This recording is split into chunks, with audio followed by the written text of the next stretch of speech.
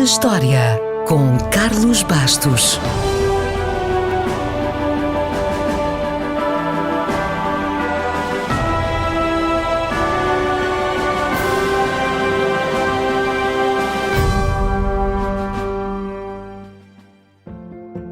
Foi a 21 de junho de 1829 que entrou em vigor a Lei da Polícia Metropolitana com o objetivo de estabelecer uma força policial unificada em Londres.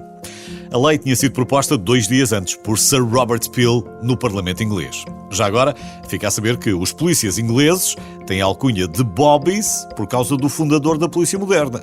É que, da mesma maneira que em Portugal o José é o Zé e o Francisco é o Chico, também lá Robert é Bobby. Portanto, em homenagem a Sir Robert, os polícias londrinos ganharam a alcunha de Bobbies. Claro que já existiam forças mais ou menos organizadas que mantinham a ordem pública em Inglaterra desde o século XIII. Mas a primeira polícia moderna foi esta, a Polícia Metropolitana de Londres, no primeiro terço do século XIX. No entanto, a história da polícia começou muito antes. Começou na China, 7 séculos antes de Cristo. Aí já existia um sistema de aplicação da lei e manutenção da ordem pública assente numa espécie de brigadas dos grandes senhores locais. E é curioso perceber que esta polícia da China era consideravelmente progressista para a época, porque permitia, por exemplo, que mulheres, mulheres, fizessem parte das suas fileiras. Volto a sublinhar que isto foi há 2700 anos. Na Grécia Antiga, alguns escravos, que fossem propriedade do Estado, serviam também como agentes de polícia. Em Atenas, por exemplo, existia um corpo policial composto por 300 escravos que mantinha a ordem pública em reuniões populares e em distúrbios e que era responsável pelas detenções de criminosos e pela guarda dos presos.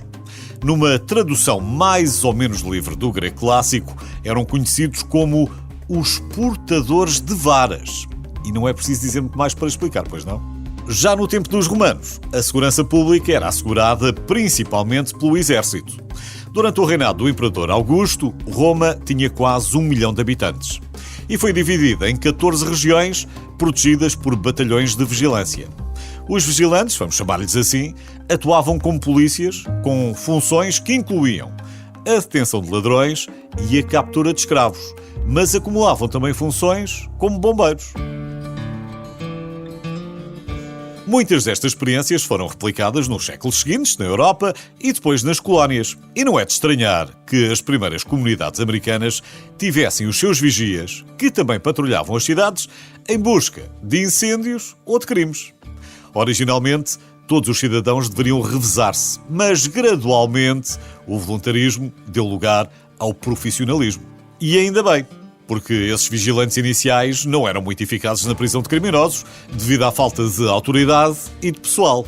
E era muito mais comum um grupo de homens juntar-se à porta da igreja para realizar um julgamento ou para ir capturar criminosos, como bem se lembra dos filmes de cowboys. Voltamos então ao princípio e a Sir Robert Peel, que criou as bases da polícia moderna há quase 200 anos e de onde evoluíram grande parte dos modelos que hoje existem. E voltamos para agradecer a todos os polícias, homens e mulheres, que saem de casa todos os dias, pondo a sua vida em risco para que a nossa seja mais segura. O seu trabalho é perfeito? Não é. Assim como não é o seu ou o meu. Afinal, somos todos humanos. Sim, os polícias também são humanos e erram. Mas o seu trabalho é indispensável e nunca é demais dizermos muito obrigado.